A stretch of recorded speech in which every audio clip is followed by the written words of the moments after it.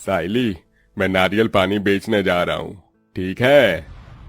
निर्मल के ठेले पर बड़े ही थोड़े नारियल रखे थे, जिसे देख पत्नी साइली दुख के भाव से कहती है, अजी बस इतने ही नारियल निकले हैं पेड़ में से। इतने से नारियल बेचकर क्या ही कमाई होगी और घर का गुजारा कैसे होगा?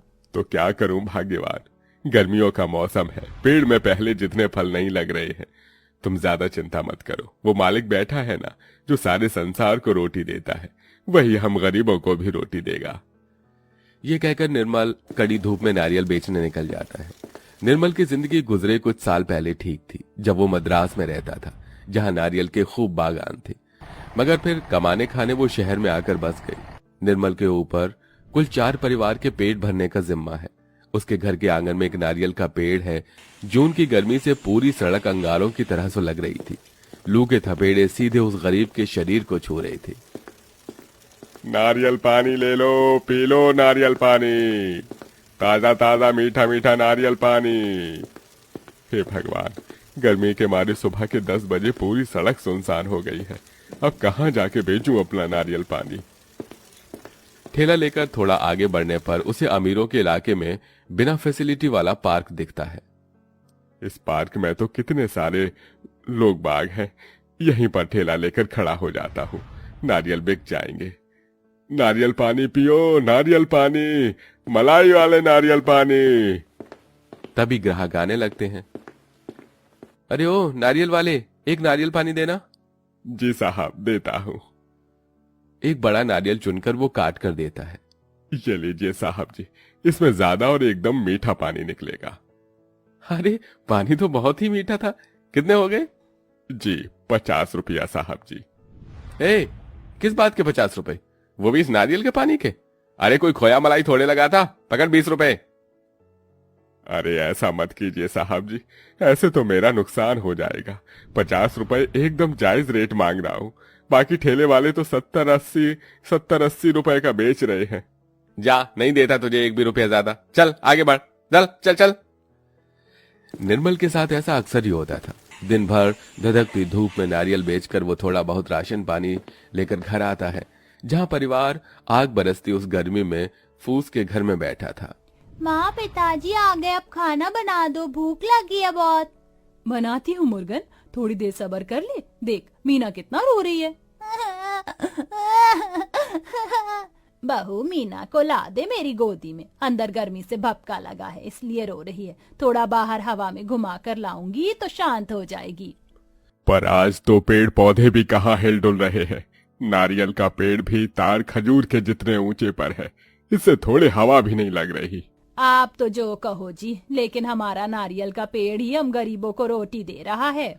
बहू सबको खाना बनाकर खिलाती है। जहां अड़ोसी पड़ोसी के पास पक्के घर थे, उनके सिर पर घास फूस की छत थी और गर्मी में चैन से रहने का कोई सुख साधन भी नहीं था। किसी तरह परिवार का गुजारा गर्मी में नारियल बेचकर 2 रोटी कमाते खाते बीत रहा था। यूं ही सिलसिला जारी था। फिर एक पेड़ में से नारियल उतारते वक्त एकदम से निर्मल का हाथ छूट जाता है और वो ऊंचे से गिर जाता है, जिसमें उसकी रीढ़ की हड्डी टूट जाती है। अब तो जैसे परिवार का महाबुरी दशा शुरू हो जाती है। माँ, मुझको भूख लगी है, खाना बना दो ना। जिद मत कर मुर्गन, घर में कुछ नहीं है बनाने को। लेकिन मुझे खाना चाहिए चाहिए चाहिए। बहुत ढीठ हो गया है तू, रुक। गरीबी से झुंझलाकर साइली उसको थप्पड़ मार देती है, तो वहीं नन्ही सी मीना दूध के लिए तड़प रही थी। गुड़िया इतना क्यों बिलख रही है? उसे थोड़ा दूध पिला दे बहू। दूध भी कहाँ से आएगा? 3 दिन से तूने भी तो अन्न का दाना नहीं खाया। जाने ईश्वर कहाँ सोया है कि उसे हमारे दुख दिखाई नहीं दे रहा। घर की दयनीय परिस्थितियों को देखकर बेचारी गरीब बहू अपनी बच्ची को पल्लू में बांधकर काम ढूंढने निकल जाती है। वो दिन भर इधर से उधर भटकती है, पर कहीं भी कोई भी काम नहीं मिलता। थक कर वो एक नदी किनारे आकर बैठ जाती है। हर जगह हाथ फैला कर देख लिया, कहीं भी कोई काम नहीं मिला। क्या खिलाकर जिलाऊंगी मैं अपने परिवार को ईश्वर। तभी उसे मदद की एक आवाज आती है। सुनो, मेरी मदद करो, क्या तुम मुझे सुन सकती हो? वो इधर उधर ताकती है। कौन है जो मुझे पुकार रहा है? नीचे देखो। सयाली जैसे ही नीचे देखती है तो नदी के किनारे पर एक सुंदर सी सोने की मछली सामने मुंह किए हुए फड़फड़ा रही थी। कृपया करके मुझे नदी के पानी में छोड़ दो, वरना मैं मर जाऊंगी। साइली मछली को पानी के अंदर छोड़ देती है। तभी नदी के पानी का रंग बदलकर किसी हीरे के जैसे चमकने लगता है। तुमने मुझे नई जिंदगी दी है, तुम्हारा धन्यवाद। अब बताओ मैं तुम्हारी मदद कैसे कर सकती हूँ? गरीब बहू की आंखों से झरझर आंसू बहने लगते हैं। वो अपना दुखड़ा मछली को सुनाती है। तभी मछली उसे एक जादुई सुनहरा सा बीज देती है जो कि खूब चमक रहा था। ये लो, ये जादुई नारियल का बीज है। इसको ले जाकर अपने घर के आंगन में बो देना और इसी नदी का पानी इसकी जड़ों में डालना, फिर तुम चमत्कार देखोगी। जाओ, तुम्हारे दुखों का अंत होने जा रहा है। जादुई सोने का नारियल बीज देकर मछली नदी के गोते में गायब हो जाती है और साइली बीज को लाकर लगा देती है।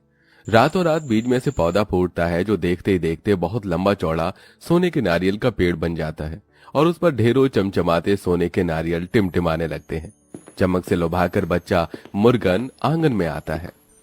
इतनी रोशनी किसके घर में से आ रही है? देखता हूँ। अयो रामा, सोने का नारियल का पेड़। बच्चा दौड़ा दौड़ा घर में आता है।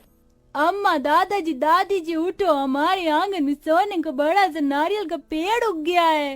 अयो मुर्गन, तू क्या बोल रहा है? हमारा नारियल का पेड़ तो कब का सूख गया, फिर सोने का नारियल का पेड़ कहाँ से आएगा? चल सो जा। तभी पेड़ आंगन से पुकारता है, आओ आओ, जादुई सोना नारियल के पेड़ के पास आओ, आओ आओ। आज ये आवाज कैसी है? सबके सब आंगन में आते हैं। बच्चे की बात बिल्कुल सच ठहरती है। पेड़ में सोने के नारियल लगे देखकर सब अचंभा करने लगते हैं। ये बप्पा, ये तो सच में पेड़ में सोने के नारियल लटके हुए हैं। अब खाली पीली ज्यादा सोचने का नहीं, आगे बढ़ो और जितने मन चाहे उतने सोने के नारियल तोड़ लो, वो भी सुबह के पहले पहले तक, क्योंकि उसके बाद मैं साधारण पेड़ बन जाऊंगा। लेकिन जादुई नारियल के पेड़, तुम तो इतने ऊंचे हो, हम नारियल कैसे तोड़ पाएंगे? नारियल का पेड़ जादू से नीचे होकर खुद को झुका लेता है। बहू हाथ बढ़ाकर एक सोने का नारियल तोड़ती है। तभी एक और चमत्कार हो जाता है और वहाँ फिर नया नारियल फल लग जाता है। आइला, ये पेड़ तो जादू करता है, एक नारियल तोड़ते दूसरा नारियल आ गया। हाँ, क्योंकि मैं जादुई सोने का नारियल पेड़ हूँ। ये रहस्य जानकर गरीब सास बहू और कई सारे सोने के नारियल तोड़ती है। उतने और पेड़ में आ जाते हैं जिसे उनकी कई टोकरियां भर जाती हैं। तभी सूरज के उगते ही जैसे पहली किरण जादुई सोने के पेड़ पर पड़ती है, वो साधारण पेड़ बन जाता है। माँ जी, इतने सारे सोने के नारियल, इन्हें सुनार को बेचने पर कितने पैसे मिलेंगे ना? तभी खुशी के आंसू बरसाते हुए बूढ़ी सास ने कहा, ईश्वर की लीला भी बहुत अपरंपार है बहू। कभी तो भूखा रखता है और जब देता है तो छप्पर फाड़ कर देता है। सभी सोने के नारियल को बेचकर कई दिनों भूखमरी में जीने के बाद परिवार भोजन खाता है। जादुई सोने के नारियल का पेड़ रोज रात को सोने का बनकर अपने ऊपर से नारियल टपकाता, जिसे भोर होने से पहले ही बहू चुनकर अंदर ले आती, जिससे उनकी गुजरी परिस्थिति संवर जाती है। फिर एक रात को, जादुई नारियल के पेड़, मैं तुम्हारा तहे दिल से धन्यवाद करना चाहती हूँ। तुमने हमें बहुत से सोने के नारियल देकर हमारी जिंदगी संवारी, पर अब हमें और की जरूरत नहीं। बस हम गरीबों की मदद करना चाहते हैं। क्या तुम हमें कुछ और नारियल दोगे? बिल्कुल, मुझे तो तुम जैसे ही भले इंसान की इच्छा थी, जो मेरे जादुई सोने के नारियल से गरीबों का भला करे। ये कहकर नारियल का पेड़ खूब सारे सोने के नारियल बरसाता है, जिसे बेचकर वो गरीब परिवारों को खाना, कपड़ा और जरूरत की चीज देकर उनकी मदद करते हैं।